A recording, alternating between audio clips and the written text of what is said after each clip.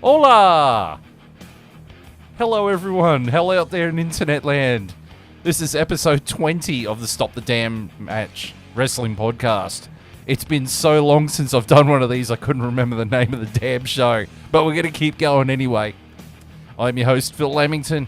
Sitting across from me, because we've screwed up the layout of the room, sitting across from me is our man from Japan, who's not really from Japan. He's never been to Japan, but I just thought it'd be funny to say it because I haven't said one of these in a long time. It's JB. JB, how are you, my friend? I'm good, man. We're back. 2023. Where go? We are go. Yes, I'm we good. are. We I'm are good. go. I'm good. We We're are back. go. And seated to my left, I nearly said to my right. I did that the F1 one at the end of last year as well. Seated to my left is the man, the myth, the legend, Dr. Seamus. Dr. Seamus, how are you, my friend? Not too bad. Nice and comfy in my little corner now, because that's where I've been resorted to. Oh, don't complain, mate. I ain't complaining. Yeah. Not yet. Where you belong. That comes later. Right, so we watched yesterday, not together though, we watched it independently because I had a gig, and, as these things happen. So we watched the 2023 WWE Royal Rumble. It was Triple H's first Royal Rumble being the head man. And I can honestly say right off the bat, with no spoilers, that this was a lot better than last year's show. It was. Easily. It was easily better than last year's. Because it seemed like it was booked by someone who wasn't a money-paying womanizer piece of shit. Which is back in the company. Which is back To in the be company. fair, he is back in control of the company. Well, no, he's on the board. He's the chairman of the board. He's not the CEO of the company, despite No. the fact that Nick Khan is sitting there giving him a wristy all the time. I watched the Solo Monster, who he's a podcast guy, wrestling podcast guy in America. He sat there and gave a review on Nick Khan's interview with someone, and when they brought up Tony Khan, he went, "Oh yeah, he's a good kid." Solomonster pointed out that Tony Khan is only about 4 years younger than Nick Khan, and he kept referring to him as kid. That's just a dominance thing. Yeah, it must be Indian culture or something. I don't know. It was hilarious that Tony Khan was willing to put in a bid for WWE as well. Yeah. Hey, worked for WWE, didn't it? Did. Well, yeah. Well, they haven't sold it. Like, there was all these internet rumors saying, "Oh, it's been sold to the Saudis," and then no, it Well, hasn't. they reckon the asking price is $20 billion, Oh, yeah. which seems steep. Yeah, but they also have to run any sale past the shareholders. And I think the problem is because it's a publicly owned company, Yeah, there's a lot of shareholders they're going to they're approve. going to have to sell gonna all be the shares majority. to go private if they wanted to do that. Wonder if Eric Bischoff's going to try and buy the company. I've been I'm listening. I've been listening to his podcast, Strictly Business, talking about it. He's been following it very closely. I miss Bischoff's music. He's not gonna buy it, but he's super intrigued about the whole goings on. Speaking of super intrigued by the goings on, so the 2023 Royal Rumble pay-per-view premium live event kicked off unusually with the men's 2023 Royal Rumble match. That was the first curveball of the evening. Yes. Yeah. And for us, we didn't have to watch it on the WWE Network. We could watch it on Foxtel, Binge, or KO. Yeah, I think all three of us alternated between all three of those options, did we not? Yeah. Yep. But, I watched it on Foxtel, and I thought the reception was quite good with it. Like, it looked pretty well. Whereas I watched it on Binge, and yeah, great quality. I have a stable internet connection, so that definitely helps. Yeah, I had a couple of streaming issues on KO, but that might have been my internet, not KO itself.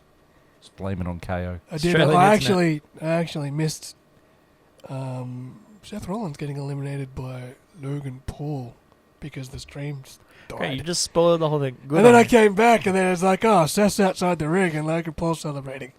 It's like, how did that happen? Well, I thought it started at 12, so I got home from Canelands at 11:15. I thought, Missed the I'll men's. just flick it on. And, yeah, he had just been eliminated.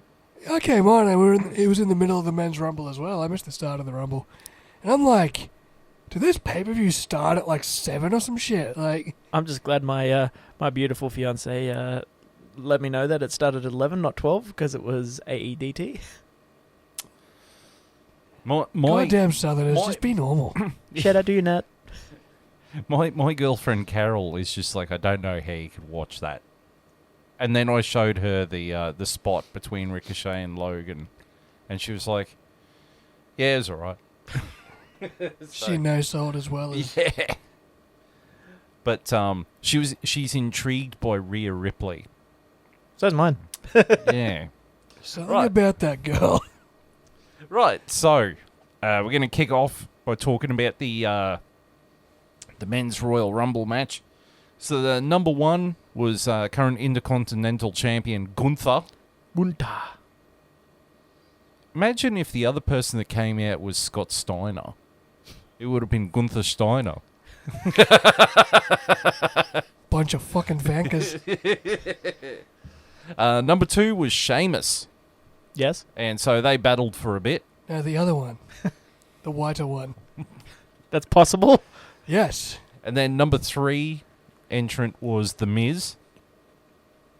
Hasn't The Miz just disappeared into obscurity?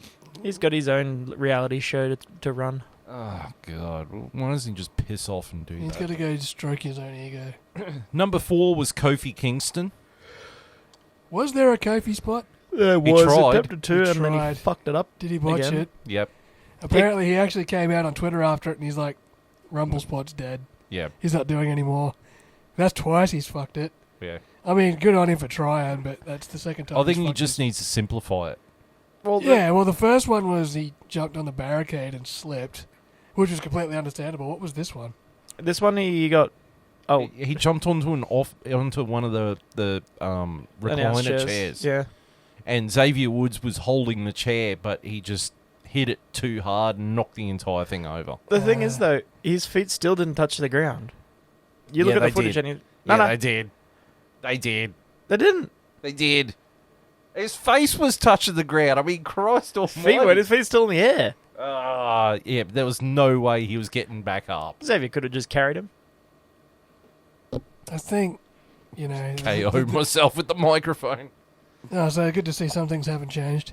Hey, I The 2 muted feet my rule. phone, alright? I muted my phone. The 2 feet rule's a little bit vague anyway. There's a lot of people that they land back first. Like, the amount of people that get, like, back first out of the ring, it's more like... It's like the NFL. If your ass or your knees are touching the ground, you're down. Just get up on one foot and then hop. There you go.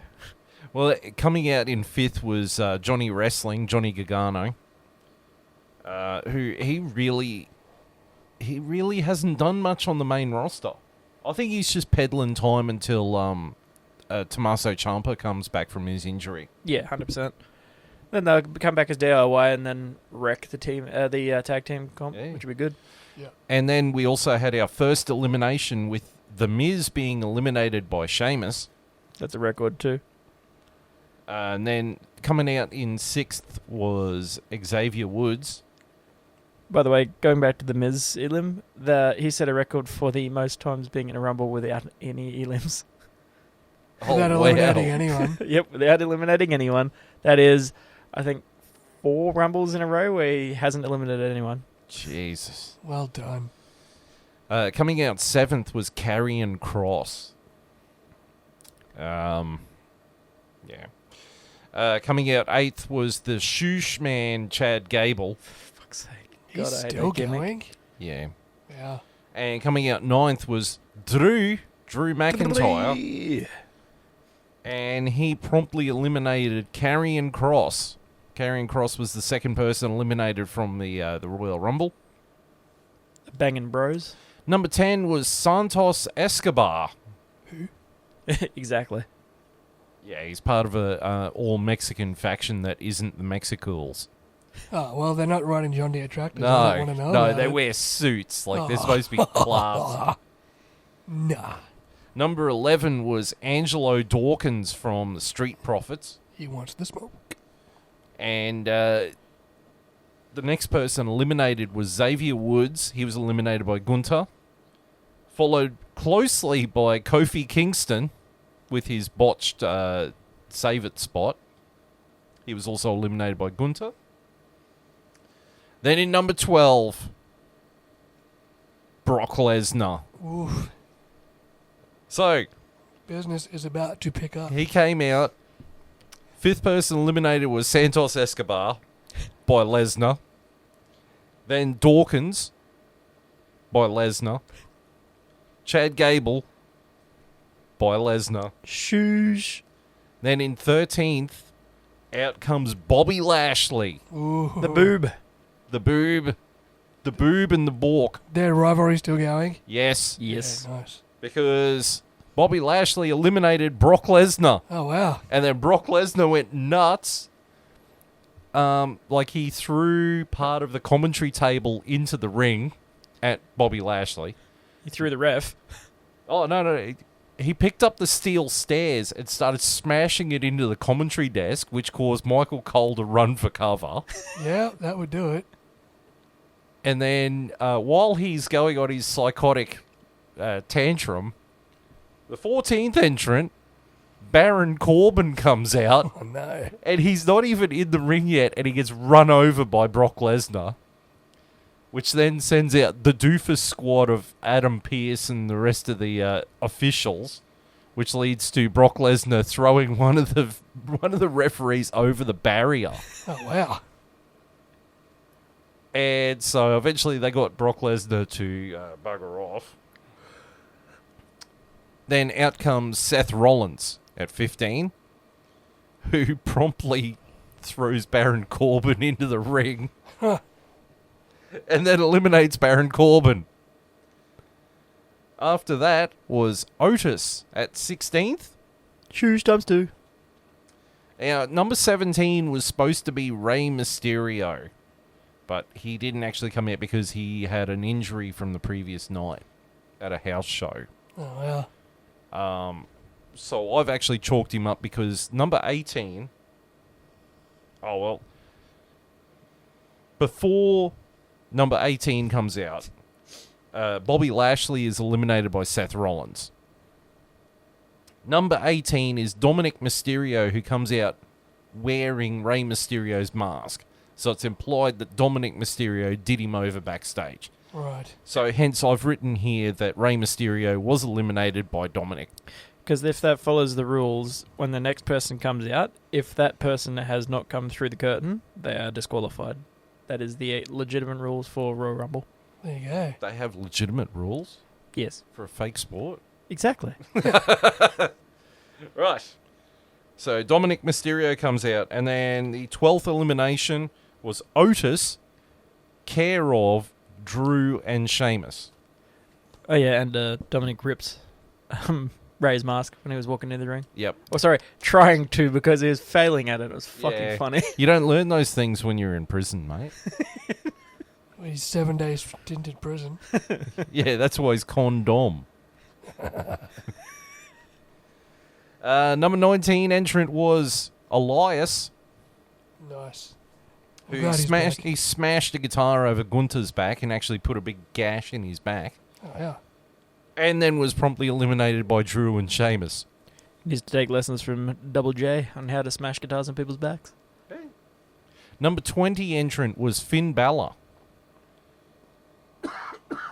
And he promptly eliminated Johnny Gargano. So Johnny Gargano was the 14th elimination. The 21st entrant was Booker T. Wow. Now, can you dig that? Sucker! And then the 15th elimination was Booker T by Gunther. One of those spot gimmicks. He got the spinneroonie in. That's all he needed. He actually looked really good. Like, he looks in really good shape. Yeah, he actually got like a few of the high kicks that he usually does, Yeah. surprisingly. Yeah. 22nd entrant was Damian Priest. So you had the three members of Judgment Day, three male members of Judgment Day in the match. The 23rd entrant was Montez Ford, the other half of the Street Profits. And he was promptly eliminated by Damian Priest. Which I was very sad about. They didn't get any spots because he is a spot machine, that guy. Yeah. 24th entrant.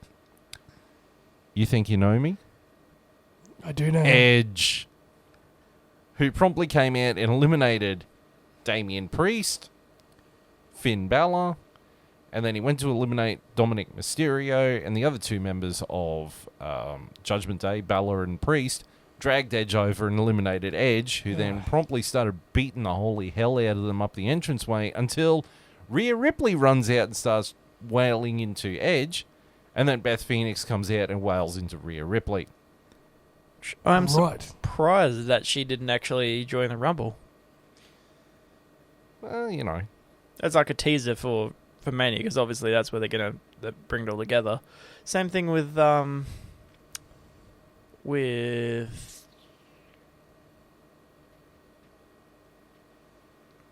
had a memory blank now. Shit. I mean, it's definitely going to be Judgment Day versus Edge, Beth, and whomever else. I think that'll be at Elimination Chamber. You reckon? Pardon me. The 25th entrant was Austin Theory, the United States champion. He got his name back. A-Town down. Yeah, I still think he is a charisma vacuum. There's still something. He does nothing for me. He seems like in a more serious character now. I hated his goofy character. It was the shit. selfie The thing. selfie dude. Yeah. Now at least he seems like he's being a bit more serious, which it works for him. But still not much to talk about. 26 was Omos, the greatest wrestler of all time. Technical masterclass that I missed. Number 27 in the key 27 spot, because there has been 4 winners from 27, with I think the Undertaker is one of them. Braun Strowman. Right. Bro. And it started setting up a Braun Strowman Omos basharoo. That is a technical masterpiece I can't wait to see. Give me an Iron Man match. Oh, yes. Oh. Submissions only match. Would make Angle and Benoit just pale in comparison. For the first time, the audience submitted. Yeah. It was an I quit match and the crowd quit. The crowd quit. It was a pitch black match, though. So Omos was eliminated by Braun Strowman. 28 was Ricochet, Braun Strowman's tag team partner. And then Sheamus and Drew were both eliminated by Gunther. Gunther's had himself a run, hasn't he? Yeah. 29 was Logan Paul, who came out to a chorus of boos. Yeah, weirdly. And then at number 30, the American Nightmare Cody Rhodes, returning from his torn tit. As Adam Wilborn from What Culture always says, he's torn tit. Torn titus. So then the next elimination was Dominic by Cody. Then Braun Strowman by Cody. Then Ricochet by Theory. Theory by Cody. Rollins by Logan. Logan by Cody. And then after probably 5 minutes of pretty solid wrestling, Gunther was eliminated by Cody, and Cody is the winner of the 2023 Men's Royal Rumble match. And by solid wrestling, you mean Cody getting his chest chopped the fuck off. Yeah, but that's every Gunther match. Someone's going to get their chest chopped off. They're going to get their tits fucking smashed in. Yeah, that wouldn't be a fun Sunday night. Also, the spot, the Logan Paul Ricochet the spot. Logan Paul Ricochet Mission Impossible 2 spot. That was just epic. That was primo. You know that's good when Sky News is showing it. Yep. Probably one of the best spots I've seen in quite some time on WWE. Okay, well, what were your thoughts on the match, Shay? My thoughts, comparatively for the rest of the night, it was the weaker of the two Rumbles. It did have a few good spots in it, don't get me wrong, but it was definitely nowhere near one of the best Rumbles that I've seen. But it was not the worst. It was very, very average. Okay. What would you give it out of 5? I give it a 3, like right in the middle. 3.5, yeah. KO the microphone again. God, I'm getting good at this, aren't I? Yeah, 3. Yeah, all right. JB, what were your thoughts on what you saw of it? Yeah, well, I missed 3/4 of this match. I saw the end. I saw the Logan Paul spot, which was awesome. I missed Lesnar. I missed the failed Kofi Kingston spot. Yeah, look, I mean, you might as well have just rung the bell as soon as Cody Rhodes walked out, knowing 6 months in advance that he's going to win the Royal Rumble. Sort of takes the surprise away, but I mean, it's not the first time we've picked the winner months in advance. It was alright. It was alright. I couldn't emotionally invest in it, really. But, I mean, the flip side of the coin is because you came in rather late. Yeah. So, yeah, exactly. I mean, maybe it's because I did come in late, I wasn't able to emotionally invest in the match as maybe I would have. But it was still good. It was good for what I saw. A lot of people online saying it was one of the better Rumbles they've ever seen. I beg to differ. I don't think it was that great. I mean, I didn't see the whole thing, but even the end, I didn't think was that great. I think we've seen definitely better. And give it a 2.5 out of 5. Okay, well, I thought it was a solid Rumble. It wasn't the greatest one ever, but it was a really solid one. I think what hurt this Royal Rumble was the fact that we did know who was going to be winning it. We knew Cody Rhodes was going to be winning it. Yeah. If Sami Zayn was in it, then we would have had something to, like, a bit of doubt in the back of your brain, like, oh, you know, Sami Zayn could win it. Yeah. And further the storyline with the bloodline. But because he wasn't in it, you know, the ending was pretty much predetermined. Yes. I go back to Shay with this one, though. Besides Cody Rhodes, 3 MVPs in the match. Who do you reckon? One of them definitely is Gunther. Yeah. He had a really good showing tonight, going from number 1 nearly all the way, to winning. Going coast to coast. Yeah, coast to coast. Just purely for his spot alone, I'll go Logan Paul. Yeah. Because that was spot of the match by a pretty long shot. I'd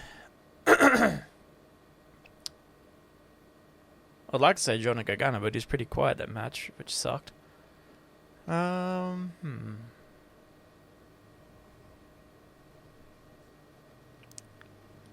I'll tell you my 3 MVPs. Gunther, and I put Drew McIntyre and Sheamus. Yeah, if I could include them both, then yeah. Yeah. Drew and Sheamus, the Banging Bros, whatever they call themselves now. Can't be the Banger Bros because the Bang Bros are on Pornhub. And for me, the biggest letdown of the Royal Rumble match was Karrion Kross. I was so devo, like, he wasn't in it for long, and it almost highlights that, like, they've brought him back and he had, like, that initial buzz in the company, but now he's fizzled out, and I'm kind of like, I think they need to move Karrion Kross to Raw and put the United States title on him. Try and rebuild his equity. He plateaued really quickly on his comeback.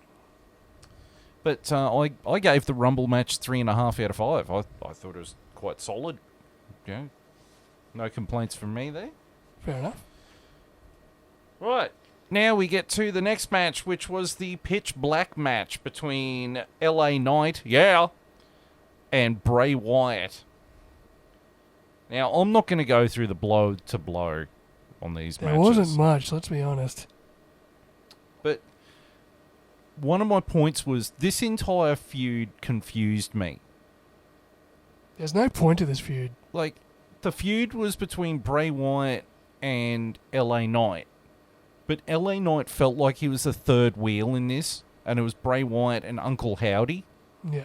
Like, am I the only person who thought that? Or? No, I definitely agree. Like, It just doesn't seem like it's gone anywhere.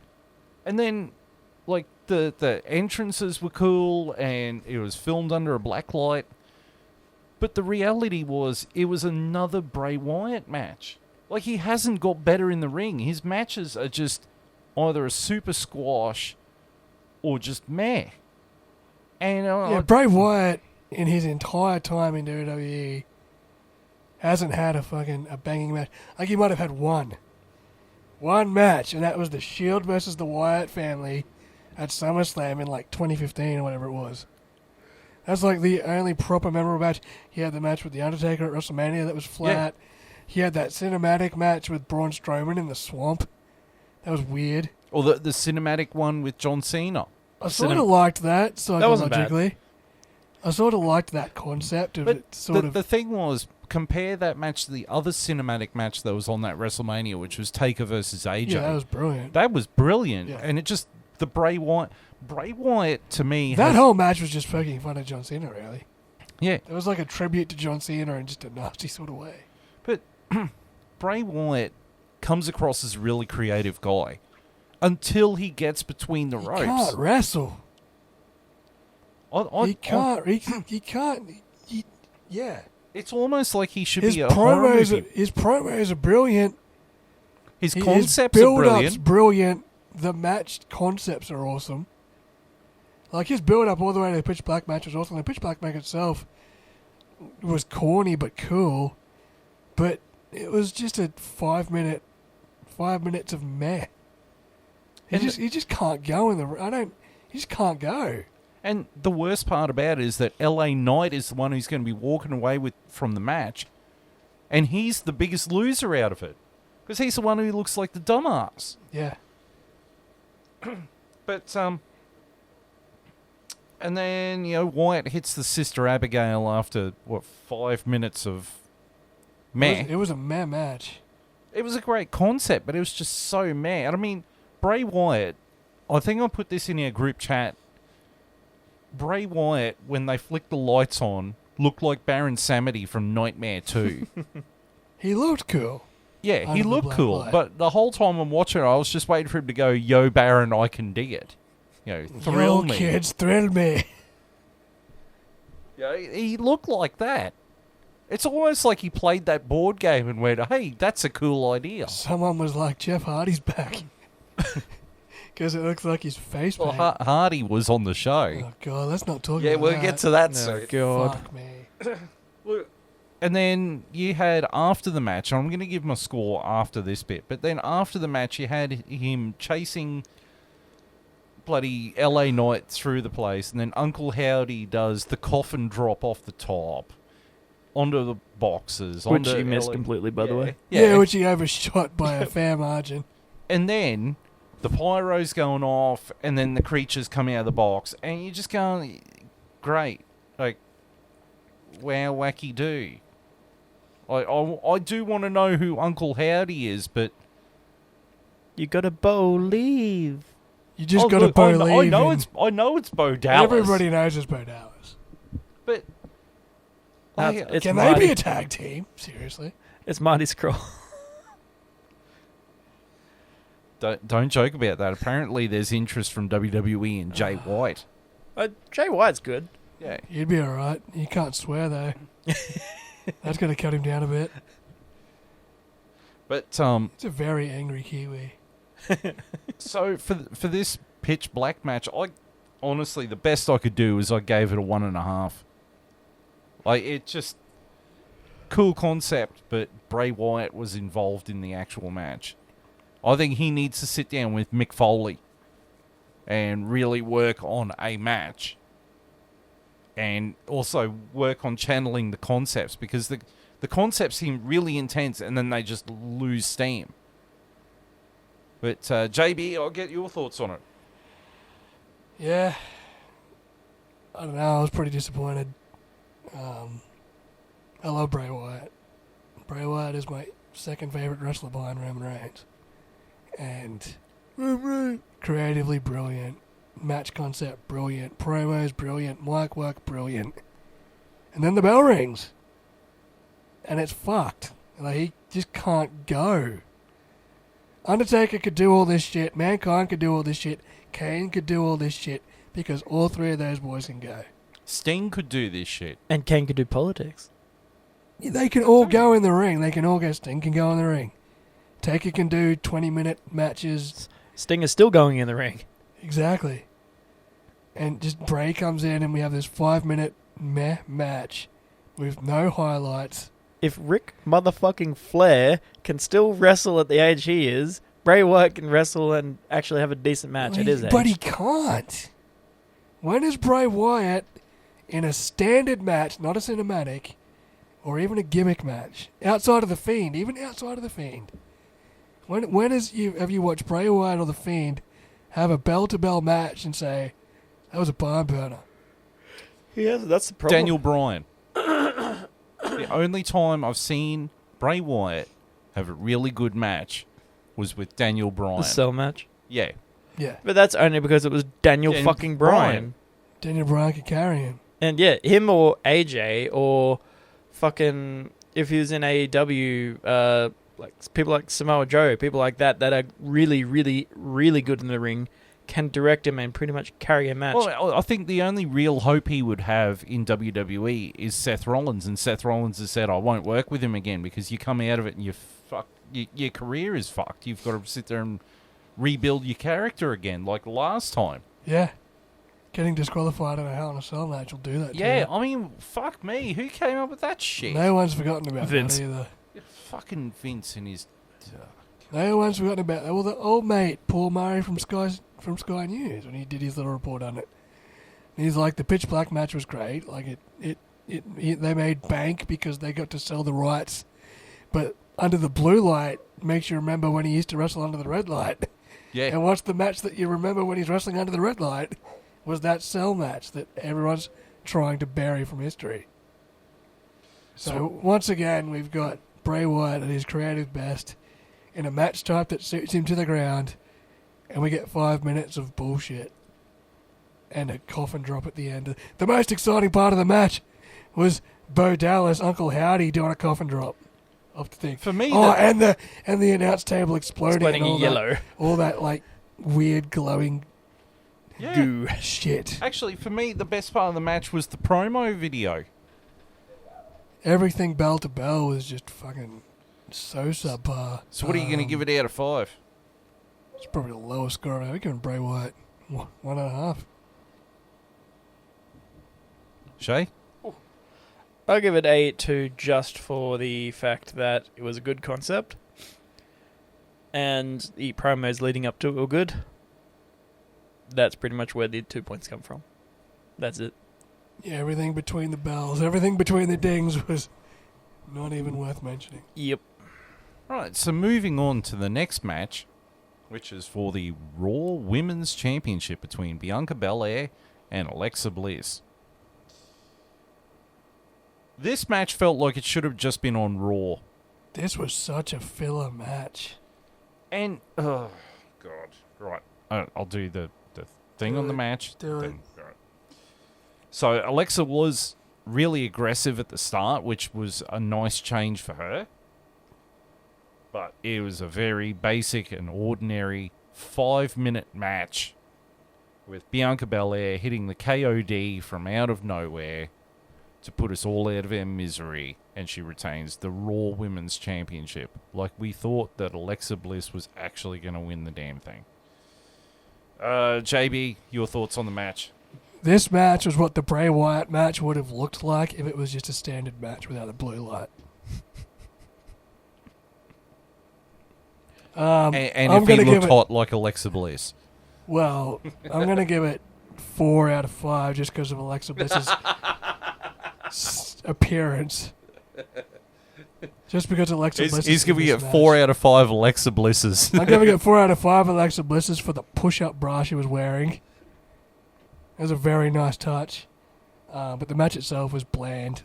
You could have watched that match on any Raw, any episode of Raw, any episode of SmackDown. That could have been one of those, like, matches after the promo on Raw. Like, it was just... Yeah, it was bad. It was bad. I don't even think Bianca Belair could hold her head up high after that. No. It was just a run-of-the-mill squash match, like, really. Bianca Belair's not doing anything for me. Like, No. I hate it when she's got a microphone in her hand. You just... But what do you do? Like, Because the other champion's Charlotte Flair, and we're sick of her too. I welcome Charlotte Flair over Bianca Belair. Or Becky Lynch, and no one... Yeah. I'm not ready for the man era to come back. Shay. Again, I agree with Johnny. It was a fucking lackluster match. Like Bianca, yes, she's strong. That's all she's got going for her. Because she can't talk on a fucking She microphone. can't cut a promo Terrible. to save her life, unlike Charlotte, which can actually fucking talk on the mic, and she's gifted in the ring. Sure, people can't stand it because she just gets given titles, but at least she can perform. The women's division in WWE at the moment, bar the tag team, because tag team's actually in a decent spot right now, is horrible. AEW has a better women's division. I That's don't very think true. it's horrible. I think that it's 2 tiers. Like, Yeah. tier 1 is Charlotte, Becky, Bailey, Yeah. Dakota Kai, Io Sky, Oscar. Raquel Asuka. Rodriguez, Yeah. and Asuka. And then you've got... And I'll tell you, Roxanne Perez and Emma. You could add them to the top tier. But they haven't been pushed yet. But everything underneath that is the second tier. And then you get a third tier of rock bottom. And then you've got Nia Jax tier. I'm going to put Lacey Evans in there too. She's the woman who just cannot get over. Yeah, no matter what she does, she just cannot get over. Yeah, I think she needs to get the boot and go to Impact. She's so forced. She's a decent wrestler in the ring. She actually has some solid moves. Like She can go. She can go, but she can't got cut no a fucking promo personality. to save her fucking She's life. got no personality. And like her gimmick changes every week. And it's Yeah. just the only time I've really connected with Lacey Evans was when it was during the pre-Thunderdome era, where they turned her face and made her like the protective mother of her daughter. Mm. That was the only time I've connected with her. You know, now they've given her, and I think I mentioned this at one point, that if they wanted to refresh her character and go in this military direction, they needed to give her Sergeant Slaughter's Cobra Clutch. And they did. And they've done it. So clearly, Triple H owes me a couple of dollars. Right? Just give me a couple of shares and I can thwart Vince McMahon. Get in while you can, mate, because as soon as they go private... But Lacey Evans, like, she just can't get over, and Nah. there's nothing behind it. And then I follow her on Instagram, and she spends more time doing photo shoots and shit than she does actually working on her character. It's really fucking sad. But I digress. Shay, what score did you give this atrocity of a match? Well, fucking 1 star. The Bray Wyatt match was better than this shit, and that's saying something. Yeah, look, I gave it 1, and I was being kind. This match felt... This is my exact notes. I'll read this out. This match felt like it was a throwback to the old Divas matches. Yeah. And This is back when they were Playboy models. Yeah, I'm talking When the the Divas when it women's- was Tori Wilson. Yeah. And, you only had, like, What- 4 decent wrestlers, and everyone else was in pillow fight matches. And The golden... Long- You mean the good old days, right? The good old days of wrestling. Could you imagine Alexa Bliss honestly, in a pillow fight match? this match looked like a match between the Bellas. It was just bad. It was just so basic. There was no build. There was no story. There was no heat. There was no emotion. It was a Raw. You could have scheduled this. If this was a non-title match on Raw, you wouldn't bat an eyelid. No, This was a title match on a pay-per-view. this match deserved... This is a title match on one of the big 4 pay-per-views. If this was a non-title match on Raw, you wouldn't bat an eyelid. And yet, they've got on SmackDown this week, they've got Charlotte Flair defending against Sonya Deville. And To me, that's a better match on paper yeah, than this. Sonya can go.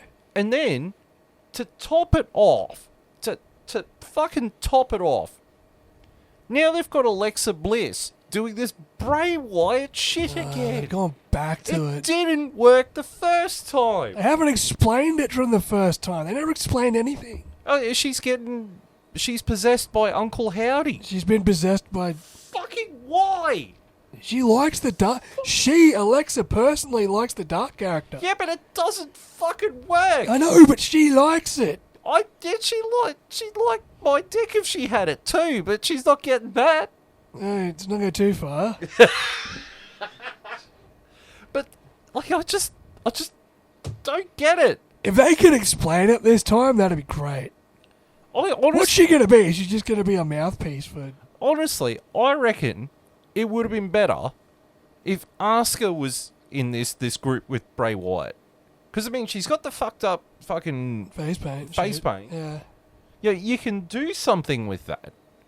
Or you could do something with, I don't know, Lacey Evans. But why Alexa Bliss? I mean, I know she likes Disney, evil Disney shit and all that, but it didn't work the first time. And it ended at WrestleMania against Randy Orton with an absolute fizz. It was a limp fart of an ending with no explanation given. And Bray Wyatt doesn't need anything else dragging him down. He can't even... He's got to figure out how to put on a good match first. Yeah. Now he's trying to get Alexa Bliss involved and Bo Dallas involved. Maybe that's the thing. Mixed tag team match, then he doesn't have to get in the ring. He's just got to figure out how to go. Or he's the manager for Alexa Bliss. I think it's just going to be detrimental to both of them. Yeah. It's just going to get to a point where no one cares about either of them. Yeah. Any of them. No one's going to care about Uncle Howdy. Like, something has to come to a head soon because people are already, like, sort of bored of... Yeah. It's like, all right, you've come back. You've been back for a while. What's he been back? 4 months? Yeah, since October. Since SummerSlam? No, since October, Extreme Rules. He's been back for a while, and he's not really done much. No, this was his first match back. He's done a bunch of creepy promos and this weird blue light match. But nothing's... He's done nothing. And he's dragged LA Knight down with him. Yeah, and now he's going to drag Alexa Bliss down with him. Yeah. And it's by proxy, it's dragged Bianca Belair down. Not that she had much equity. It won't drag Bianca down because Bianca's just going to move on to the next opponent. Whereas Alexa's going to be stuck in this storyline for the next 6 months. Yeah. Might as well rebuild Retribution while you're at it. Yeah, bring back T-Bar and Flapjack. Or can't believe they're actually names. That was a thing. Convert maximum male models. Gee, the only time a faction like this, where it was, mystical and evil and shit that worked... Corporate Ministry. The Ministry. The Ministry of Darkness. Yeah. Or the House of Black over in AEW. Or the Brood. Yeah, the Brood. It doesn't work. Like, Judgment Day was going in that direction, and then Edge went, no, I don't want to be a part of this spooky woohoo bullshit. Got kicked out of the group, and Triple H went, yeah, I don't think we should be going in that direction. I think we should just keep it as an evil group. And it's worked. It's working, yeah. Edge is a great bad guy, but not a spooky evil bad guy. No. Unless Christian comes back, and Gangrel. Christian can Could play you a imagine? really Is good heel. Gangrel even still alive? Yeah. Could you imagine the Brood It's a coming talk back? show, if I'm not mistaken. His wife isn't, though. Could you imagine the Brood coming back in 2023 just as like a one-off? That'd be great. That'd be awesome. But the Particularly original Has music. Christian still got it under contract with AEW? Yeah. Yeah. Oh, Yeah. sad. He is a fucking menace as a heel. Jesus Christ. Him and Jungle Boy. Holy crap. He's managing Luchasaurus, isn't he? Yeah, he's managing Luchasaurus against Jungle Boy. And some of the shit that he said is like giving shit to Jungle Boy's dad, who is dead. Oh my god. Yeah, because Jungle Boy's dad was actor Luke Perry. Oh wow. Yeah. Right. And like his Jungle Boy's parent, mum and sister come to the matches, and Christian just rips into them, just gives it to them too. Like oh wow. He's like to Jungle Boy, I don't want to be your father, but I can be. Jesus Christ. With the mother and the sister in the fucking crowd. That's hilarious. It's like Samoa Joe going, Wendy. That was cool, though. That angle was cool. Right. What's next? Well, after that was the Hardy concert. Oh, can we This skip goes it? from bad to fucking worse. I'm glad that I needed to piss while that was on because that's exactly what it did. Well, it's better to be pissed off than pissed on. Well, if you watched Hardy, it's like getting pissed on. Well, they kept saying Hardy's in the crowd. I'm like, what? Jeff Hardy? Jeff Matt? What? What? Jeff Matt? Yes! And then they're like, no, it's the band Hardy. And I went, who? That's the first time Hardy's been mentioned on WWE TV for years. I liked the Twitter comment. It's like Jeff Hardy is now the second worst Hardy musician. Listening to Modest is better than this bullshit. I don't know. Then people say Hardy musician. I just remember Matt Hardy playing the piano. Yeah! Brother Nero. Wonderful! Imagine it was Hardy the band, and then it's like Matt Hardy's just like rubbing on the piano. Just hovering in the air. Ha! Would pop hard. Wonderful! Would pop hard though. Wouldn't lie. Would pop. And then drunken 2010, 2011 Jeff Hardy. Victory Road Jeff Hardy. Victory Road Jeff Hardy staggers on out. Somewhere, someplace Sting's rolling Still, in a cold sweat. still just buzzed Sting's out. rolling in his grave and he's not even dead yet. So anyway, so what? I think the best thing I I'm saw. glad the described- Hardy party was over. It's over. I think the best thing I saw to describe Hardy Party was like a, what is it? It was like Fat Kid Rock or something, or when you order saliva off Wish. You know what? There was one person on Instagram who sat there and said, I really enjoyed the Hardy concert at the Royal Rumble. When it ended. No, genuinely enjoyed it. The Undertaker. His credibility with me has just taken a nosedive. Oof. Does the Undertaker suffer from some kind of deafness? Yes. Yes. After listening to that, he damn well does. Oh. I think Jake the Snake Roberts was on Twitter too, and he's like, "That ain't country music, boy."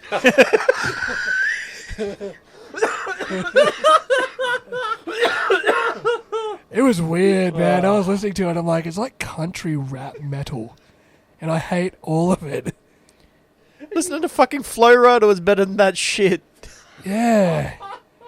I would have rather just Elias out there trying to do like a Wait. set. Here's what even better. Listening to fucking Mr. Worldwide is better than that bullshit. We want the rock concert too. Like when he started playing, I was just sitting there thinking, does this guy do chicken fried? He probably does. Luke Combs, is that you? No, that's Zach Brown. Zach Brown. Yeah. Right, oh, moving on. Moving on from the Hardy party. 'Cause I just want to know who greenlit that, and that couldn't be Triple H. I swear to God, if Triple H greenlit that, Triple I have H no has got fucking better respect. music taste than that, for fuck's sake. He's got Metallica on speed dial. There you He's go. got Metallica. I know Lemmy's Corey dead, Taylor. Corey Taylor on speed dial. Any of them will do. Get Dave Mustaine. I mean, I think Kiss was responsible for the lowest rated episode of WCW Nitro in history. but I just want to Followed know. closely by Megadeth. I just want to know who greenlit that, because that was terrible. Oh, Pretty sure fucking Limp Bizkit would probably say yes. I'm pretty sure Fozzie's live performance on Raw was probably better than that. And Chris Jericho said that's the worst performance of Fozzie he's ever been involved in. Right, moving on From Is- that train wreck. to the 2023 Women's Royal Rumble match. Alright, so coming out first was Rhea Ripley, and coming out second was Liv Morgan. Now, Liv Morgan really wanted to come out number one, but she came out number two. Get wrecked. Like that really makes any fucking difference. Get fucking wrecked. Number three was Dana Brooke. Who? I like Dana Brooke, thank you very much. She just has nothing. Like, she can wrestle, but she just has nothing on the mic. Just nothing. I think her credibility went when the 24/7 title was thrown in the bin. And she missed And the she bin. missed the very large bin. That was Nikki Cross that threw it in there. Number 4 was Emma, making a Royal Rumble debut. Number 5 was Shayna Baszler. Number 6 was Bayley from Damage Control. Control Alt Control. Delete. Number 7 was B-Fab Who? Yeah, exactly. Who? from Hit Row. Hit Row. No. And the first elimination was B-Fab Who? from Rhea Ripley. What? What? Number 8 is the NXT Women's Champion Roxanne Perez. Coming out 9th was Dakota Kai. Little pocket rocket she was. And then Roxanne. I think we could guess who was coming out number 10. It was Io Sky. And then we had Dana Brooke eliminated by Damage Control. Control. Emma was eliminated by Damage Control. And Roxanne Perez was eliminated by Damage Control. Out comes next Johnny's happy time. It was Natalia. I'll be honest, I missed the entire middle of this match. Including Natalia. Including, I missed Natalia. I saw her. She actually looked really good. I saw her Yeah. outfit on Twitter afterwards. She is looking good. She's looking thin. Yeah, she. I think she had an injury, so that she. Yeah, she broke her nose. What's her name? Broke her nose. Bloody. Ronda Rousey, Shayna Baszler. Baszler. She's looking less plump. Which She got plastic surgery on her nose now. You can tell. She's got plastic surgery fucking everywhere. True. Light her on fire and she burned like a PlayStation. Why would you burn a PlayStation? I'm just saying. More plastic than a Barbie doll, eh? It's like that Michael Jackson joke. No, it's like, what does a PlayStation and Michael Jackson have in common? They're both made of plastic and little kids turn them on. Oh, moving right along. Next. Number 12 entrant was Candice LeRae. Oh, yeah. And continue on your joke, Johnny. They're both dead. Oh, yeah. Right. And then after Candice LeRae came out, Natalia was eliminated by Damage Control. And then Shayna Baszler was eliminated by Damage Control. Shayna Baszler never got that push she was destined for, eh? No. She did for a little bit. And then She had got, that as soon as she got in that main event at WrestleMania and lost that match, when she should have won that match, that was the end of her. Well, Yeah. she got turned into a vampire. That was a thing. Anybody remember that? Never No. a thing. Where she, like, bit somebody on, like, the back of the neck. Is like, had fake blood out of her mouth. It was horrible. Oh, I remember that, yeah. That was Natalia, wasn't it? That I think she bit Natalia, yeah. Yeah, fucking hell. I was like, why was that a thing? Who greenlit that? Vince. Exactly. Same person who not greenlighting her push. Vince. Same person who probably snuck Hardy in the back door. Complex music, pal. That's some good shit. That's some good shit. Wonderful.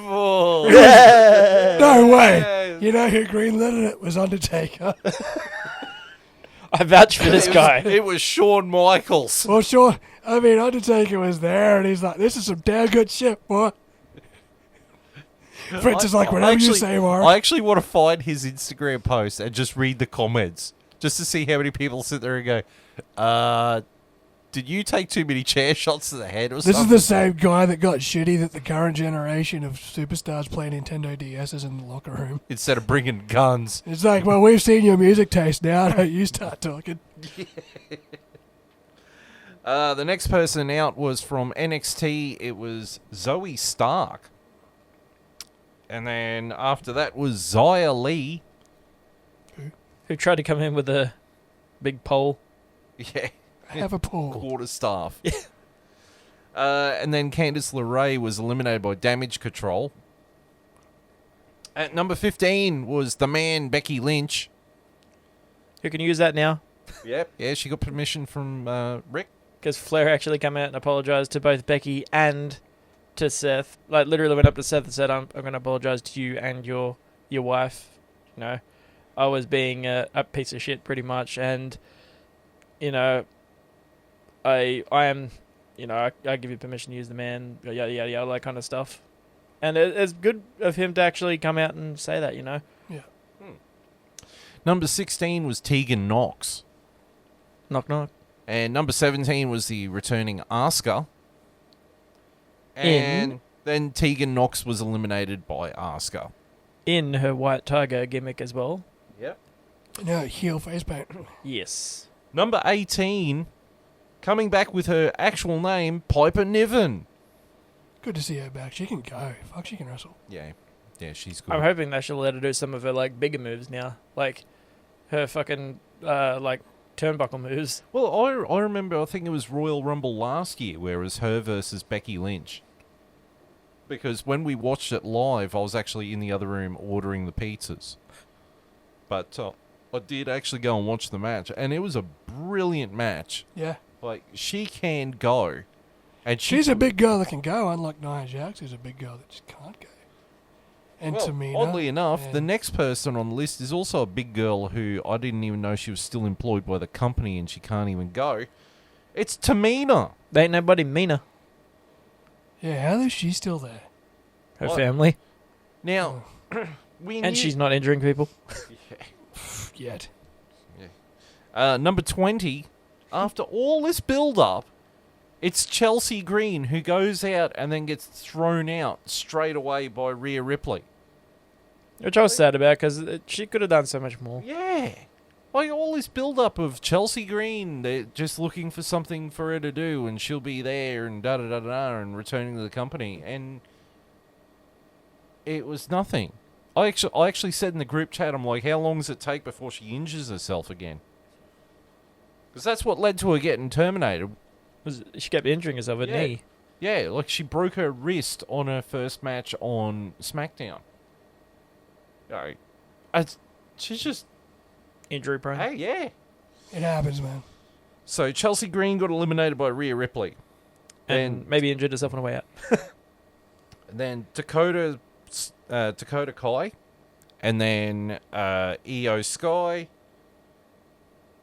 were both eliminated by Becky Lynch, and then Becky was eliminated by Bayley, and then Bayley was eliminated by Liv Morgan, and then at 21, out comes Zelina Vega. Dressed up as Jury from Street Fighter, which I fucking popped at. Well, because they announced that she is going to be a announcer Yep. in Street Fighter 6. Which is awesome. And she actually used her moveset too. I don't know if you noticed that too, but she was actually doing Jury's moves, including like picking her up by the foot. I don't know if you've noticed the poster over there, but I'm a Mortal Kombat guy, not a Street Fighter guy.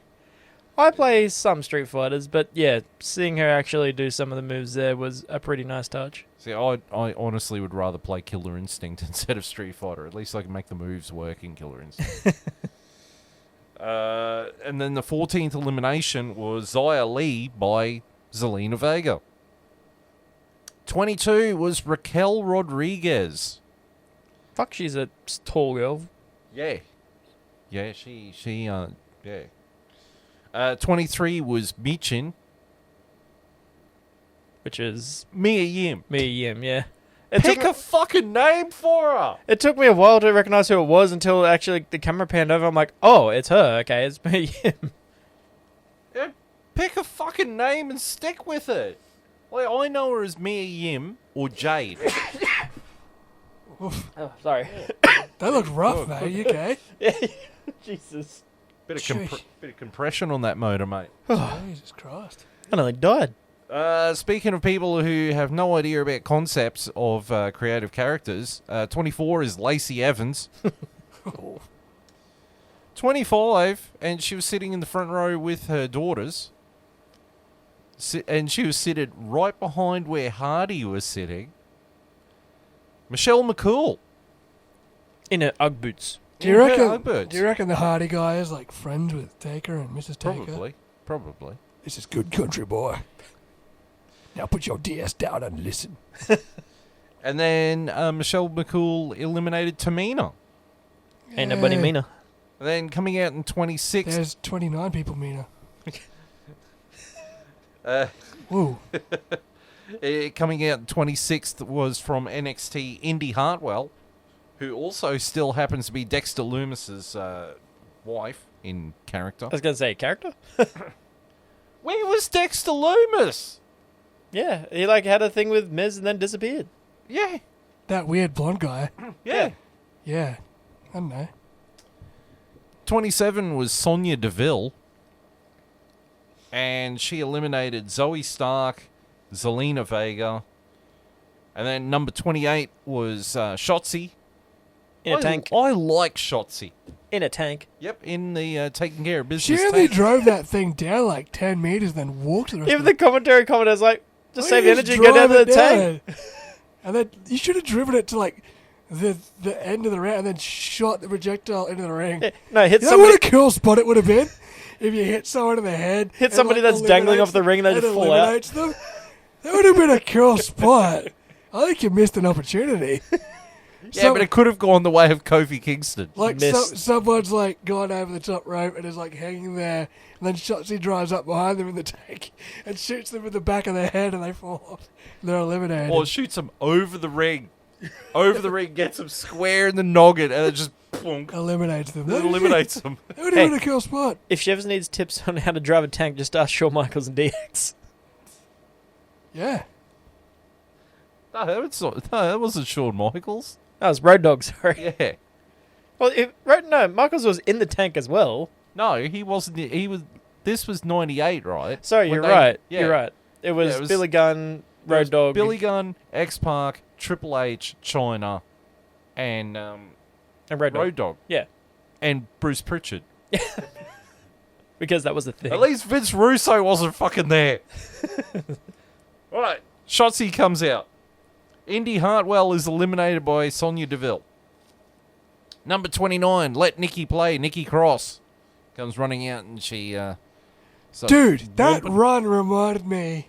Who was the SmackDown referee that ran all the way Charles down Robinson. all the way down the ramp at WrestleMania? That was a sprint. And it was like a 70-meter sprint. It was like and Ultimate Warrior. Nikki Cross ran that, and she's a short girl. Those legs were pumping. It's like Ultimate Warrior. You get gassed before you get the fucking ring. I'd be taking a breather like around that dog leg. Yeah, I'd be get to the dog leg and be like, yep, gotta have a drink. Oh, Vicky Cross, somebody got to that dog leg and had a Hardy. I'd be like, there's still like 50 meters to the ring. Yeah, but if you were Nikki Cross, you would have ran past the ring up to Hardy and would have jumped over the barrier and started belting the shit out of Your him. music sucks. Country metal Play is not a chicken thing. fried, bitch. Country metal's not a thing. Kid Rock was better than you. Where's Fred Durst? Where are you holding Limp Bizkit? You know what? And that's the one thing that disappointed me about Taker coming back at Raw 30. Oh, Was it was the Kid Rock theme and not he's the an Limp American Bizkit theme? badass. You know what would have been badass? Current day Fred Durst walking out, old as fuck. And he's like, all right. Partner, keep on rolling, baby. And then Taker You runs do out. realise, though, the Kid Rock song is actually Sad But True by Metallica, but with Kid Rock rapping over the top of it. Yeah, which is why it's Which trash. makes it worse. Which is why it's trash on two levels. What, because it's a Metallica song? Well, it's, you know, Don't. the biscuit resonated better with people. And then coming out number 30 was Nia fucking Jax. Sorry, it wasn't 30. It was 29.75 because you're going out fucking early. Yeah. Yeah, The they clock played it. hadn't even finished counting down. How do you ever get that wrong?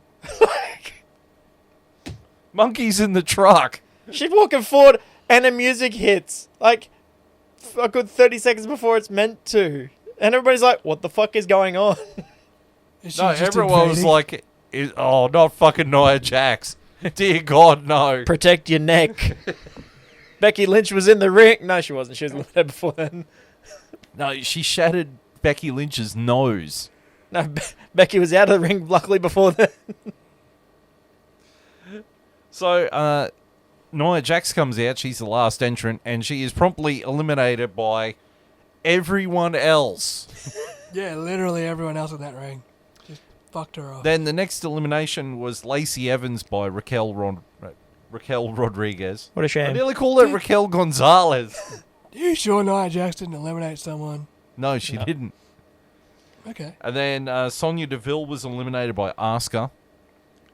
And then Michelle McCool was eliminated by Rhea Ripley. Shotzi was eliminated by Minchin. Minchin was eliminated by Piper Niven. Piper Niven was eliminated by Raquel Raquel Rodriguez. Gonzalez, eh? Yep. Raquel Where's a Gonzalez. bodysuit? And then Raquel Rodriguez was eliminated by Rhea Ripley. And then Nikki was eliminated by Liv Morgan. And then Asuka was eliminated by Rhea Ripley. And it was now down to the people who started the match, Liv Morgan and Rhea Ripley eliminated Liv Morgan. Rhea Ripley becomes the first Australian to win the Royal Rumble. However, Liv was eliminated due to Asuka doing a poison mist that was meant to hit Rhea. Rhea ducked it. She did fight back a little bit. Yes, she tried to. So, Rhea Ripley wins the 2023 Women's Royal Rumble. Shay, what were your thoughts on the match? Definitely a better Royal Rumble than men's, by quite a bit. There was a lot more action involved. Unfortunately, Nia Jax coming back, that's a thing. But yeah, there was a lot better surprises in the women's than there was in the men's. Don't get me wrong, the men's had a few. But seeing Zelina Vega come as jury was pretty good for me. Seeing quite a few of the women come back that we hadn't seen for a while. Not to mention a couple of women that have been in the company for a while that got a few more opportunities than usual, which is cool. And seeing Rhea going from number 1 to number 30, being the first female to do it, and one of only 4 people ever to do it, one of them whom we don't mention. Chris Benoit. Exactly. But yeah, that is a pretty cool moment. I'll give that a 4. That's one of the better women's Royal Rumble. It's not the best, but one of the better ones out of all of them. Who were the 3 people before her that went coast to coast? Benoit. Shawn Michaels. Shawn Michaels, herself, of course. And Vince. No, he was number 2. He's number 2, sorry, you're right. Because him and Rey Mysterio are the only ones from number 2 that have won. Was it Austin? Pretty sure he went from number 1. No, the year he started number 1, Vince started number 2. He was the last one And then eliminated. Vince won it. Yeah, you're right. It's not The Rock. Who was the other one? Because there's 4, and Rhea's the 4th. Was it Roman Reigns? Nah. Was it Mysterio? I'm going to look it up now. No, he was number 2. It wasn't Big Dick Dupree. Wasn't Batista. Was it Batista? No. Oh, God. Who was it? Because it was recent. It was like after 2000. Wasn't Randy Orton. Wasn't John Cena. Wasn't The Rock. Wasn't Edge. Was it Brock Lesnar? No, I don't think it was Brock. It's Benoit, Shawn Michaels. Was it Seth Rollins? No, I keep thinking it's someone like Rey Mysterio. I thought it was Rey Mysterio. Number 1 position on 4 occasions. Shawn Michaels in 1995, Benoit in 2004, Edge in 2001, and Rhea in 23. Edge in 2001. 2021. Oh, 2021. Yeah, See, I Edge said it is was one of the Edge. later ones. That's why. Edge in 2021. Why do I not remember that? Because it was during, It was the COVID one. yeah. No one Superdome. remembers that one. Because I think Charlotte won the women's one that year and challenged Rhea Ripley for the NXT title. JB, what would you give it? Yeah, that was good. I really enjoyed the finish to this match. I give it 3.5. 3.5 out of 5. I really enjoyed the finish. I suppose, who are your MVPs in that match? Mine, for that, well, not including Rhea because she was the winner. Mine are Rodriguez. Yep. Definitely, she had a really good showing. I'd like to say Emma, but she wasn't in there for long enough for her to make a good impact, which is a shame. Bailey, or damage control in general, they had a pretty strong showing.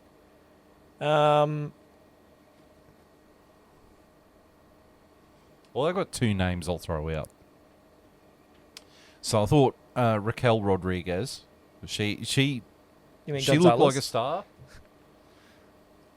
Piper Niven, Oh, actually, yeah, Piper. There you go. That's mine. Roxanne Perez, and Zoe Stark. Roxanne was an interesting one because I haven't watched too much of her. She was pretty good. She was like a little pocket rocket. She was fast straight from as soon as she got in the ring. But yeah, definitely Piper. Absolutely. No Jax.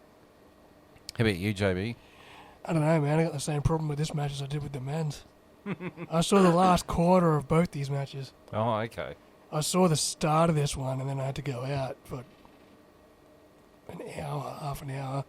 Then I came back for the end. Boo, doesn't watch the product. I saw the important bit. But for The me, end of both of those in the Roman Reigns match. Alexa Bliss.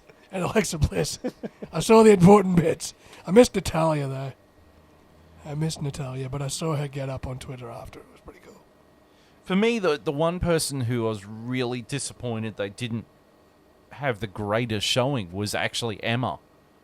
Like she's capable of so much more, and yet they sort of went, it's we've got one Australian winning it. We don't really need another Australian looking good or anything. Same with Shayna Baszler. Yeah. She was the real big disappointment. I was glad Ronda Rousey wasn't in it. And I was kind of expecting Beth Phoenix to show up. Yeah, me too. What happened? I think they're ending that sort of angle there. Right.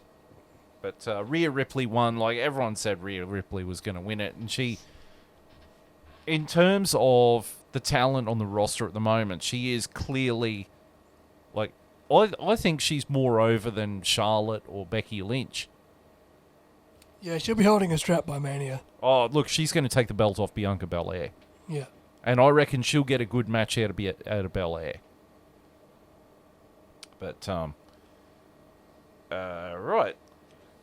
So that was the Women's Royal Rumble. Now we get to the main event of the evening for the WWE Undisputed Universal Heavyweight World Intercontinental United States ECW, WCW, Big Gold Belt, AEW, MLW, I-95. New Japan, CCW. NWA World's Heavyweight Championship Triple A.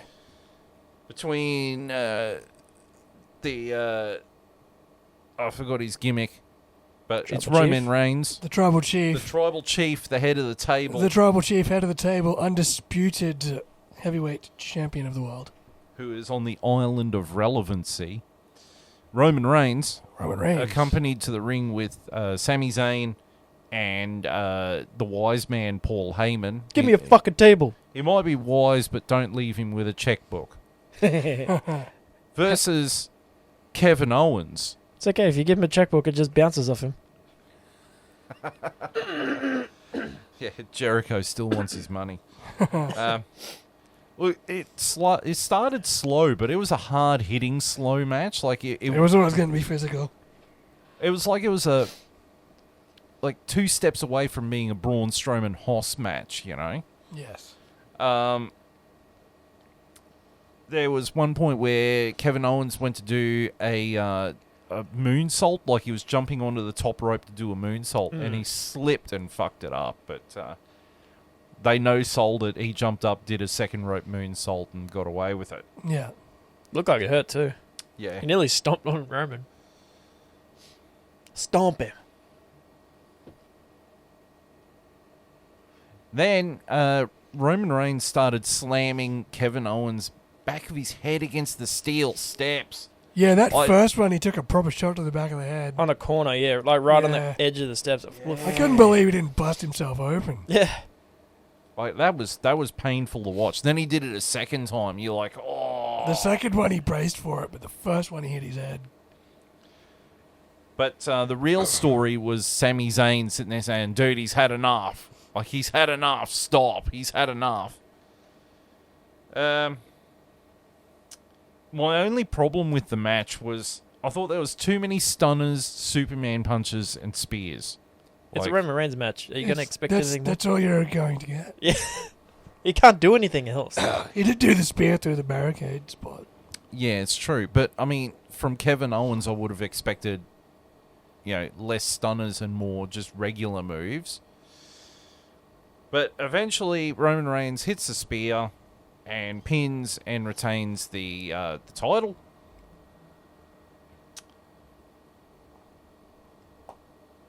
So we'll just cover the match now. So, Shay, what did you think of the match? Without talking about what happens afterwards. The match itself was decent. Wasn't the best main event I've ever seen in my life, but it was a decent match, and it had a decent story that was going through it. Even through the match, like them leading up to the stuff with like Sami Zayn, like kind of wanting to help KO, but still being on Roman's side and him being torn about which way. I mean, this has been a storyline that's been building for weeks, naturally, not forced, not, jumping the gun with this. They're actually doing it properly, which I'm really, really happy about. It is one of the best storylines in recent history that they've actually done. And Sami has gotten naturally over thanks to it, even more over because he was already over beforehand. And KO and Roman are all benefiting from that, and all of the bloodline as well. They're bringing a whole bunch of superstars up thanks to the storyline, which is what they're meant to do, not bury one and have the other be fine. Bray Wyatt. Exactly. What are you giving it out of 5? I'll give it a 4.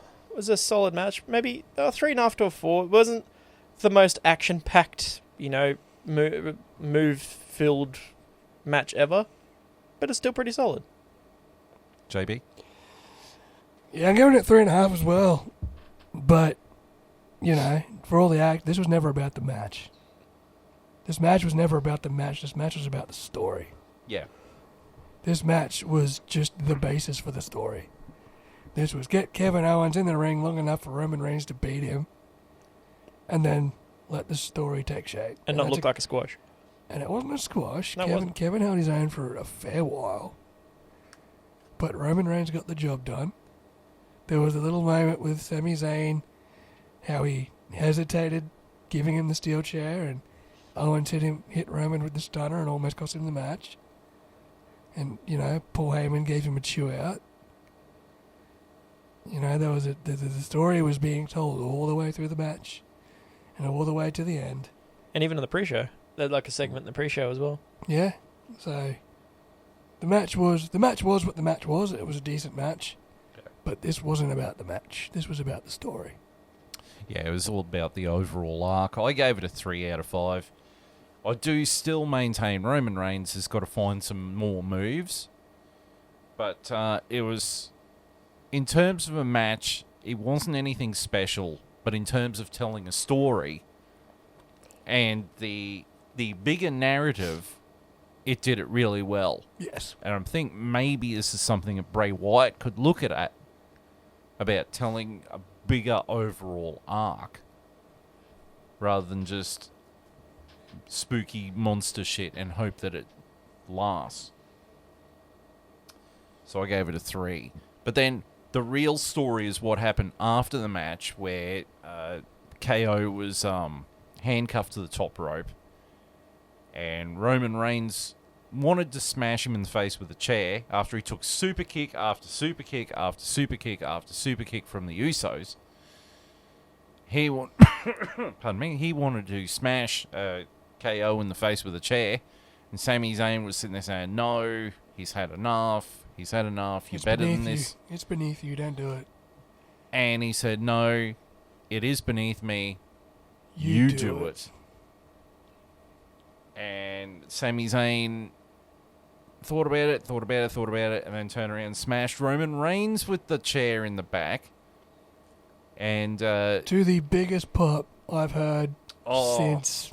That was Austin Attitude Era. I think the closest we've heard was Edge's return at the Rumble a couple years ago, but this was more. This was like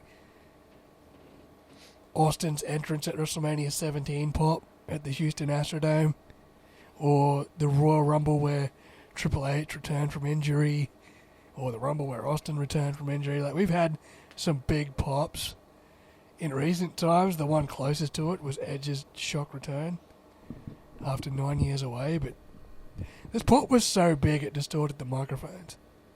Actually, you know what? You don't get pops like that these days. That pop was the size of the pop reminded me of like Austin back in the day, or CM Punk when he returned to AEW, like when he came to AEW the first time. That was a big pop. That was a big pop. Or Road Warrior pop. you know what was another really big pop? Was when it was the first episode of Raw in January 2010 when Bret Hart returned. That was a huge pop. And they popped even bigger when Shawn Michaels and him hugged it out. That was a huge pop. And this made that look small. This was the biggest pop in years. And because its storyline's done properly, letting it naturally build This is the and build. first proper storyline. Even AEW guys online are like, holy shit, this is a good storyline. And there's even more to the story because, like, Sami Zayn got taken out by Solo Sikoa and Jimmy Uso, but Jey Uso walked away. The popped even harder for that too. Yeah. So now he's torn between whether he's going to stick with Jimmy in the bloodline. Oh no, he's out. Because that goes back even further from when he first was trying to go up against Roman, saying, you know, this shit's not good. He was the first person to try and turn against him, and then he got forced into the bloodline after because that was in the cage match that he had. Yep.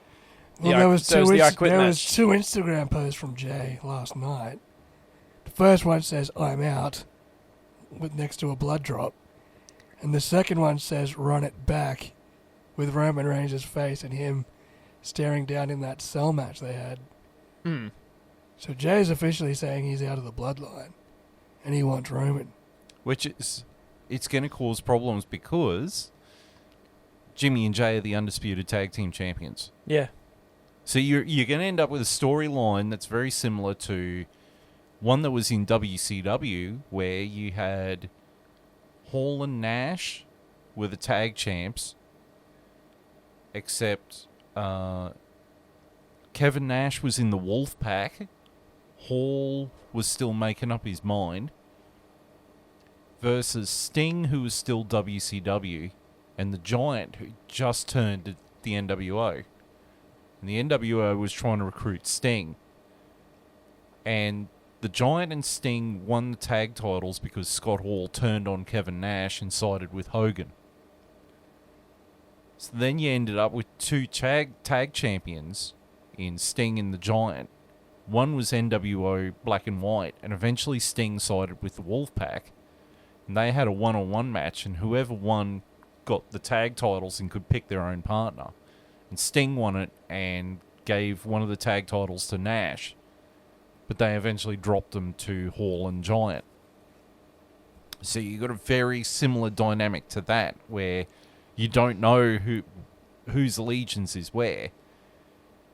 But I'm pretty sure Sami Zayn and Kevin Owens are going to take those tag straps. 100%. And the crowd's going to lose their shit when Sami and Kevin come out as a tag team because they haven't done that in fucking years. Yeah. And it's just been a story of both of those guys' careers. Is they've either been against each other or they've been with each other. It's either going to be them two, or they'll drop the tag straps to Sheamus and Drew. Because they're the other hot tag team on SmackDown. But don't forget too, they are defending those tag titles separately now. They have to defend them on Raw. They have to defend them on SmackDown as individual tag titles. So you're looking at, if they can make it to WrestleMania on 2 nights, they could defend both tag titles and lose them both to a tag team on Raw and a tag team on SmackDown. Which they may actually do, just stretch the storyline out all the way to Mania of them, you know, having turmoil and not being able to work as a team properly. I think they have to. Deteriorates. Because I think at Elimination Chamber, it'll be Sami Zayn versus Roman Reigns for the straps. Or Sami's in the chamber and he wins. and they do that in Mania. That could work. Well, too. here's the other equation. Where does this leave Cody Rhodes? That's the thing. I mean, Cody Well- Rhodes just won the Royal Rumble. I know the USA Network and Fox Network want the titles split up. They want a champion on each brand. there you go. Could Roman Reigns have to defend the title separately and lose Yeah. them both? Yep, I Yeah. think that's exactly what'll happen. So I think Sami Zayn will win the Elimination Chamber and take the Universal title, and Cody Rhodes, because he's already punched his ticket, he'll take the World title. He'll have the Raw title, and Sami Zayn will have the SmackDown title. And Reigns himself said that I'm pretty sure he wants to have a break for a little bit because he's been going non-stop for a while. Yeah, he's wanted to go part-time for a couple of years. Yeah, he wants to go to part-time because he doesn't know how much longer his body can keep up with it. Yeah. I mean, it's fucking, he's had cancer for fuck's sake. Yeah, he's had leukemia twice. Yeah. Right. So, before we get into the fun stuff, what would you give that out of 5 cheese graters, JB? The pay-per-view overall? Yeah. It's a solid 3.5. I mean, I think the Women's Royal Rumble match and the end of especially the pop of Roman Reigns and Kevin Owens, and that whole storyline beginning to come to a head made the pay-per-view quite watchable. I think the men's was a little bit flat. The Rumble, the Bianca Belair match was meh. The Mountain Dew match was meh. You know, there were a few meh matches, and the men's Rumble was a little bit flat for me. But the last 2 matches and the way the show ended just was brilliant. Shay? I'll give it a 4. Purely for the fact that the women's Royal Rumble match was quite good. The ending segment was brilliant. And the men's one was pretty tolerable as well. Well, I gave it a 3. My reasoning being, I enjoyed the men's Rumble. I enjoyed the women's Rumble. I enjoyed the main event.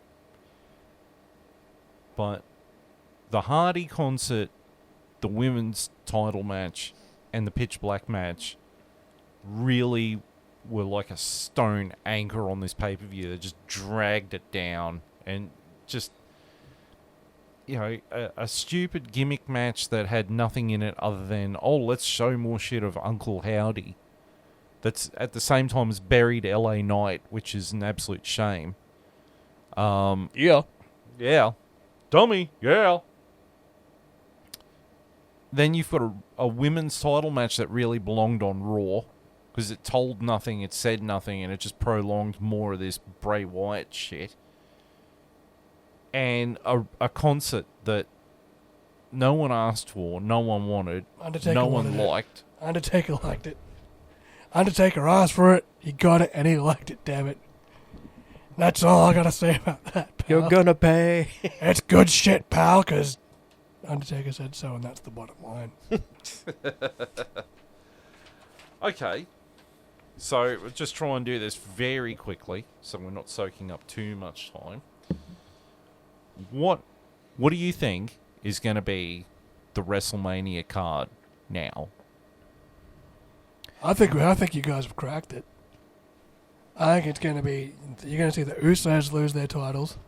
They'll probably use one set to the Bang Bros from Pornhub. And they're going to lose the other set to maybe Sami Zayn and Kevin Owens. Maybe. Or another tag team. And then you're going to see Roman Reigns lose one strap to Sami Zayn and one strap to Cody Rhodes, probably on a night each. We'll Or see. maybe back to back. Maybe they'll make him run the gauntlet on the last night. Or they could do it a triple threat.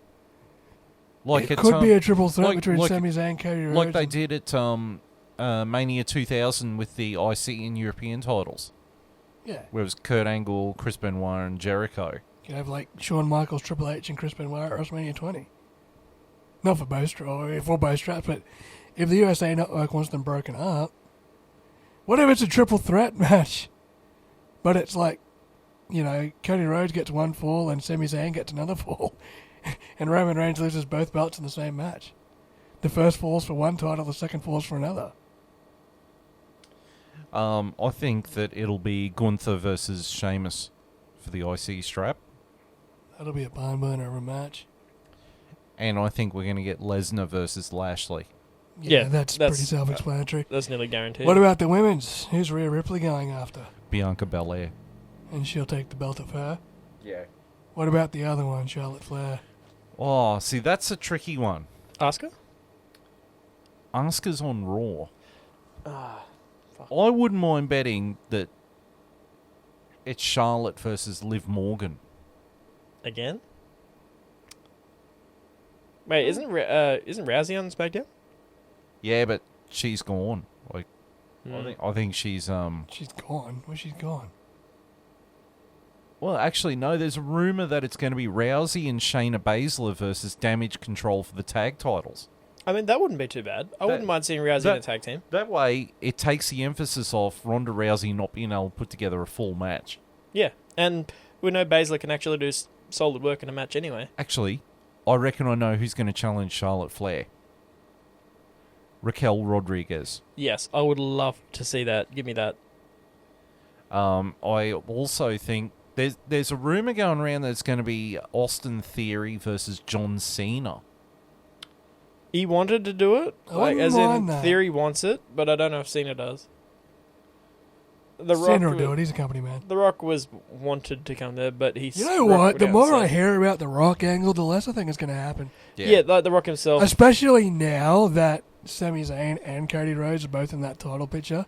Triple There's H. no room for the Rock. Triple H was actually approached with that question and said, that of course they'd love to do stuff for the Rock, but his schedule is pretty full, Yeah. so he doesn't. He didn't say completely no, but he kind of was leaning towards it's probably not going to happen. If it was going to happen, he would have been in the Rumble. Yeah, exactly. wasn't. Rock always wants to come back, but he's got movies to make. Less work. Just play the Rock in every movie that you're in. I mean, he does It's he? not, it's not fucking hard. It's like Will Smith in the 90s. Just play Will Smith in every movie you're in. I also reckon it's going to be Seth Rollins versus Logan Paul. That will be a good match. I reckon they could put on a hell of a show. That's a good celebrity match, especially because Logan Paul can actually fucking Logan wrestle. Paul can fucking go. With Seth, Logan Paul versus Bad absolutely. Bunny. Let it happen. Bad Bunny can go, man. I don't care. Canadian destroyers everywhere. He's terrible, terrible Latino rap artist.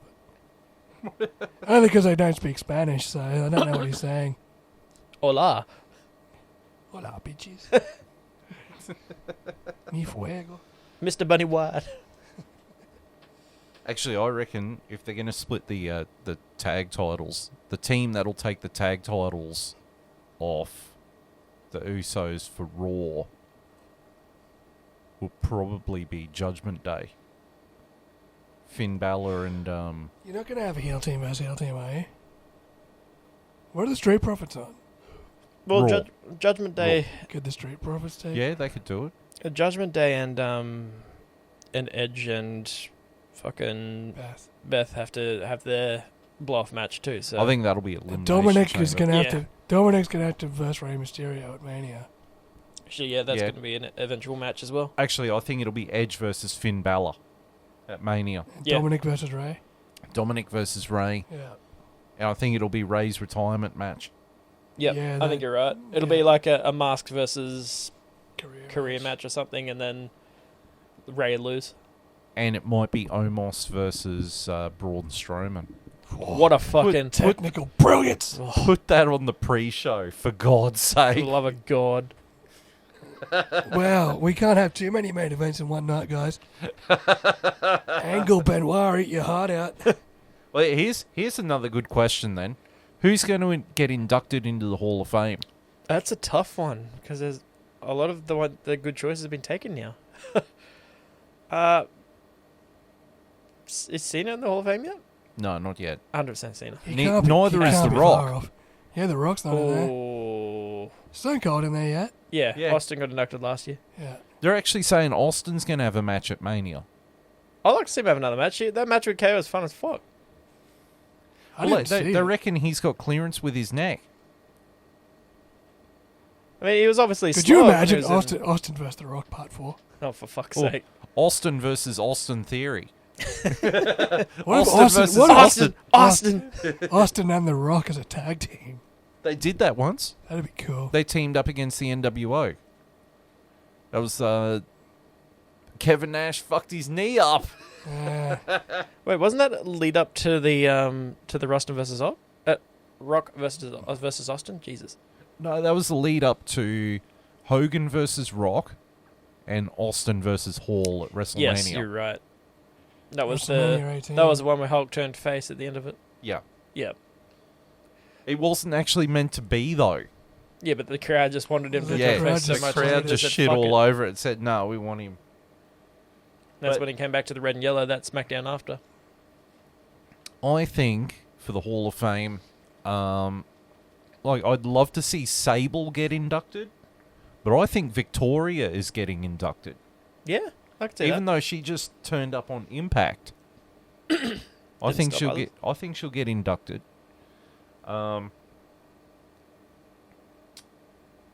Oh God, I had a whole Wait, bunch of names. Christian's not in the Hall of Fame yet, is he? No, Christian. Oh no, that might not because no, he's he's just. still with AEW. AEW. Yeah, fuck. I mean, so is Billy Gunn, but Billy Gunn turned up DX, so Buff Bagwell might get inducted. maybe Raven, Raven. yeah. He did a lot of work. Vince wouldn't allow it. No. Doink the Clown. No, I actually, Tommy Dreamer. Yeah, I could definitely see Dreamer. Even getting though I think he still works for Impact, but WE's got a good relationship with Impact it. Yeah, nowadays. fucking Mickey turned up with the fucking belt last Rumble. Yeah. Actually, you know who I reckon they'll induct into the Hall of Fame? Mickey. The Great Muta.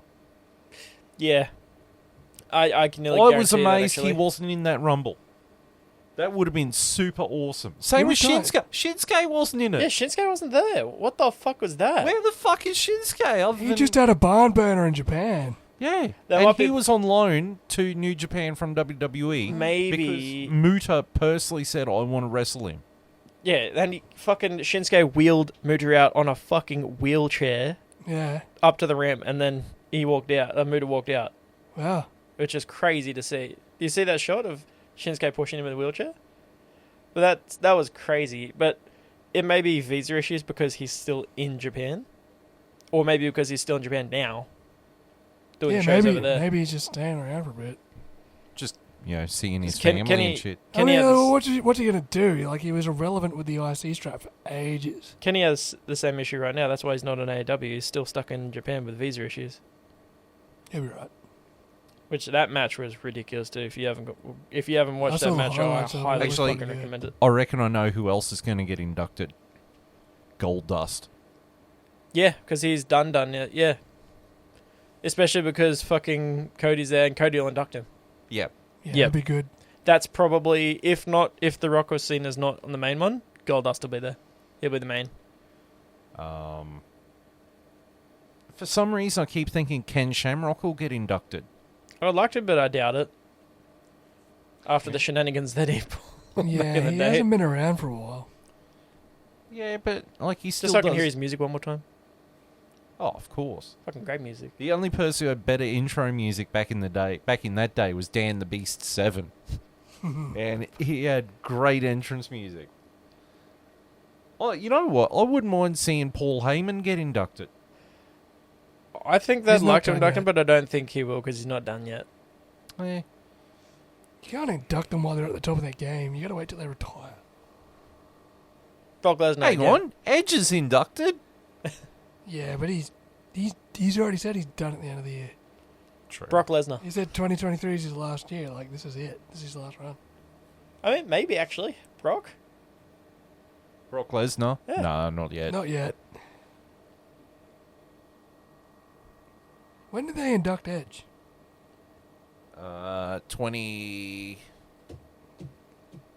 2011? Yeah, he was retired by then. He was Yeah. done. He wasn't coming back at that stage. Yeah.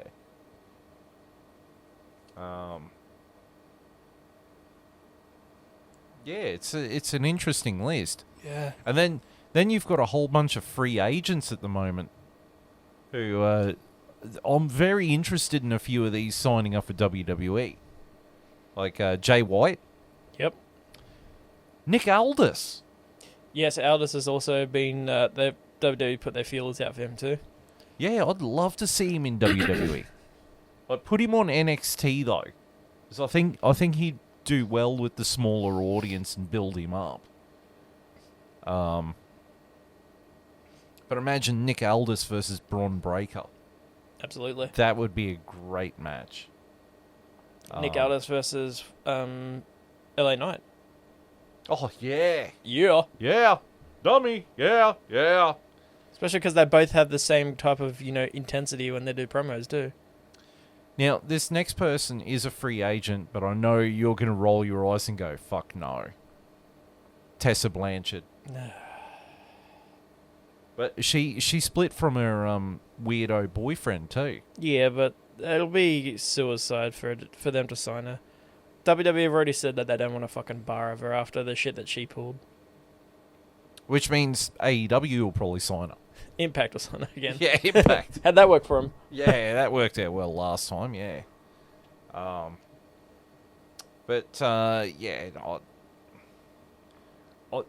think, because I think Miro's contract with AEW is up this year, I think he's going to leave and go back to WWE. Yeah, I reckon so. He's been unfortunately underutilized, and that's not his fault. That's not AEW's fault too much. It's just the roster Is bloated. is bloated a bit. That's more AEW's fault than his own. It's Yeah. just because the roster has too much good talent, and that's a bad thing, unfortunately. You know who Miro is, right? Rusev. Rusev. Wonder if that brings Cesaro back. Because he's still got another 2 years on his contract. He's And Black will come back pretty up. hot over there anyway. Yeah. Same with Daniel Bryan. He's over there. He's hot over there. Yeah, Blackpool Combat Club's great. Except Regal's not there anymore because he's back in WWE. Has Regal been inducted in the Hall of Fame yet? No. If not, that's definitely a contender as well. It's probably a good time to get him in, seeing as his contract with AEW just ended. He's already backstage in WWE. Yeah. Well, he's going to be inducted eventually. He's been there forever. Yeah, there's a picture of him, Trips, and who else? Is it Regal's son?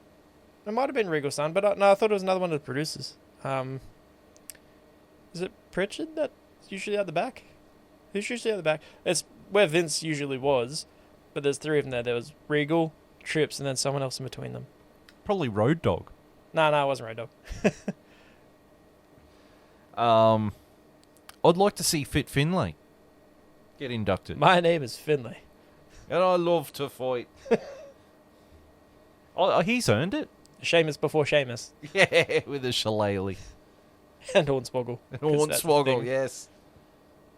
Actually, I'd like to see him induct the Brood. Yeah. So, Edge is a two-time Hall of Famer. I thought they already did. No. They can't induct the Brood until Christian comes back. Yeah. I'm sure for the right amount of money and just, sweeten the pot a little bit. I mean, the WWE, Trips himself has said he's fine with, working with them and that kind of thing. Obviously not putting their own wrestlers over there yet, but yeah, no forbidden door. yeah, he's fine with them, mingling like that, All right. I think we've waffled on for long enough. I forgot how to finish these damn things. All On right. the next episode of Dragon Ball Z, Goku somehow gets even stronger and wins. Right. Well, thank you everyone for tuning in for our rather shambolic episode. We haven't done this for a couple of months. It's shaking the ring rust off, mate. I tell you what. Yeah, cracking the ring rust off. But that was episode 20, the 2023 Royal Rumble. We will be back, hopefully, to do the Elimination Chamber. We definitely will be doing WrestleMania.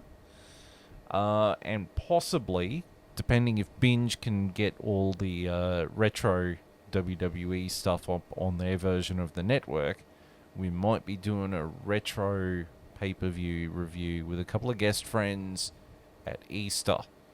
So something to look forward to. On behalf of Dr. Seamus and JB and myself, thank you for tuning in, and we will see you next time. Until then, it is goodbye.